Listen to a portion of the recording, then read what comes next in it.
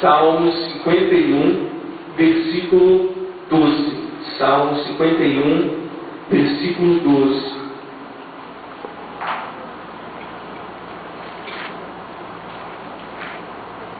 O que a gente tinha programado para esse sábado é totalmente diferente, né? Mas a gente crê naquilo que Deus propõe aos nossos corações. A gente crê naquilo que Deus nos direciona a fazer. Salmo 51, versículo 12, diz assim: restitui-me a alegria da tua salvação e sustenta-me com espírito voluntário. Tem alguma Bíblia que tem diferente a espírito voluntário? Obediente. Restitui a alegria da tua salvação e sustenta-me com espírito obediente. Quero falar para você da alegria da salvação em Cristo Jesus. Às vezes, o Gini falou ainda há pouco que a gente está preparando um evento na cidade do Céu de mais ou menos uns 15 dias. E a gente tem percebido a igreja, não a igreja Corpo de Cristo, mas a igreja realmente templo, congregação, comunidade de vida e outras igrejas. A gente, principalmente quem está na liderança, a gente tem o desafio de também criar coisas novas para também atrair a juventude, no caso do encontro jovem. E de uns dias para cá, depois do pastor Mariano, da pastora Mariana e do pastor Felipe, o Cláudio falou uma coisa que eu achei muito interessante e que tem falado no meu coração. Que não é um evento que nos prende na casa de Deus. Porque se a presença do Felipe e da Mariana aqui na igreja prendesse as pessoas, hoje não tinha lugar aqui. A gente tinha que alugar mais cadeiras, como a gente fez no dia que eles estivessem. Mas a gente vê que teve até um resultado, né, Cláudio? A gente olha para a igreja hoje e vê tantas pessoas assim que vêm se fixando nesse compromisso de estar aqui aos sábados. Isso alegra muito o coração da gente, principalmente nós que estamos na liderança, e fazemos de tantas coisas, não só de eventos, mas que pagamos um preço também para que essa obra venha crescer. E hoje a gente percebe que realmente a igreja tem desenvolvido alguns atrativos para que as pessoas venham conhecer a Cristo, para que as pessoas venham se aproximar, saber o que é, saber o que é ter uma vida com Cristo, o que é o comportamento cristão. E às vezes a gente, depois do evento, a gente percebe que acabou. Sabe, no dia lá tem a música diferente, no dia que tem um pastor de fora, no dia em que o culto é temático, a igreja está lotada. Aleluia! Obrigado.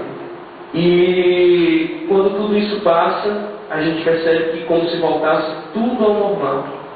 Sabe por quê? Porque falta a alegria da salvação em Cristo. Quando falta essa alegria nas nossas vidas, é quando nós começamos a buscar outras coisas, que não são as coisas de Deus. Na sexta-feira, na reunião aqui, Deus falou muito no meu coração, eu tive que compartilhar com vocês algumas coisas que vinham acontecendo e que nós vínhamos percebendo, né? Não só no nosso meio, mas na vida da igreja, que essa dedicação às outras coisas.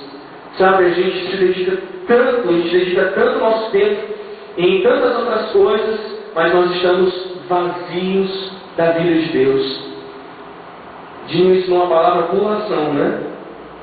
É incrível. Eu não sou o chefe de fazer isso, de na hora do louvor mandar pular e pula e tal, tá cambalhota, né? Vamos bater palma, agora só a igreja, né? Muito legal fazer isso, mas não é isso que nos torna pessoas diferentes. Não é o pulo, não é a gritaria, não é o solo mais bonito, não é isso que nos prende naquilo que o Senhor tem nos chamado, não é isso que tem nos trazido para uma vida de relacionamento íntimo com Deus. E essa busca que nós temos em outras coisas, é como eu tinha dito antes, é a falta da alegria da salvação dentro de nós. Nós não podemos viver, nós não podemos falar daquilo que nós não conhecemos. Né? Eu não posso falar de Deus se eu estou vazio de Deus. Eu não posso contagiar as outras pessoas com o Espírito Santo de Deus se eu não tenho o Espírito Santo de Deus dentro da minha vida. Por mais que eu cante isso, por mais que eu levante as minhas mãos e declare isso, mas se eu não tiver, eu não irei contagiar as outras pessoas. Você não pode chegar numa roda e falando sobre política, por exemplo, e falar lá de como anda a política, os partidos, se você não assiste o jornal, não lê a página lá de política, você não pode falar de economia se você não sabe nada sobre os dados, sobre as siglas referentes a isso. Você não pode falar de Deus se você não busca Ele em sua palavra. Porque a partir do momento que a gente fala de Deus sem realmente conhecer a sua palavra, você não vai conseguir alcançar ninguém para Ele. Você vai simplesmente só falar, eu sou bacana, né? Muito legal, e aí?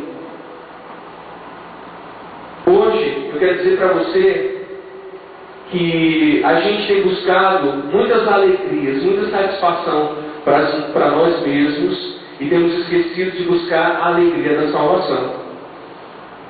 Hoje a gente percebe que a gente dedica tanto tempo a muitas outras coisas. E eu quero dizer uma coisa interessante para você que eu comecei a perceber. O diabo, ele não está preocupado se você hoje, que é sábado, deixou de vir para o culto para ir para o shopping.